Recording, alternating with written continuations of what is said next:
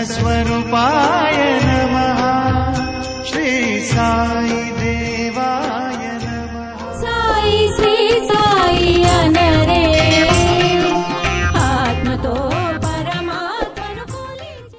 సాయిబాబా అపార కారుణ్యమూర్తి. బాబా ఒకరిని దగ్గరే తీసుకుంటారు, మరొకరిని దూరంగా ఉంచుతారనే సందేహాలు అక్కర్లేదు. బాబా తన వద్దకు వచ్చే భక్తుల్లో కొందరిని ప్రేమతో ఆశీర్వదించేవారు, మరికొందరికి చివాట్లు పెట్టేవారు. ఇది చూసి శ్యామ లాంటి భక్తులు, దేవా ఎందుకీ పక్షపాతం అని అడిగేవారు. నిజానికి శ్రీ సాయిబాబా రాగద్వేషాలకు అతీతులు. సాయిబాబా భక్తులను తిట్టారు అంటే వారి కర్మను ధ్వంసం చేస్తున్నారని అర్థం. తిట్టడం ద్వారా వాటిని పోగొట్టేవారన్నమాట.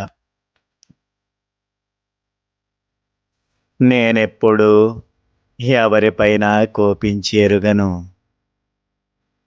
తల్లి తన బిడ్డలను ఎక్కడైనా తరిమివేస్తుందా?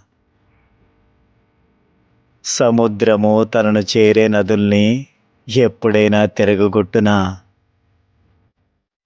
నేను మిమ్మల్ని ఎందుకు నిరాదరించదను? నేనెప్పుడూ మీ యోగక్షేమాలని ఆపేక్షించదను. నేను మీ సేవకుడును. నేనెప్పుడు మీ వెంటనే ఉండి పిలిచినా పలుకుతాను. నేనెప్పుడు కోరేది మీ ప్రేమను మాత్రమే.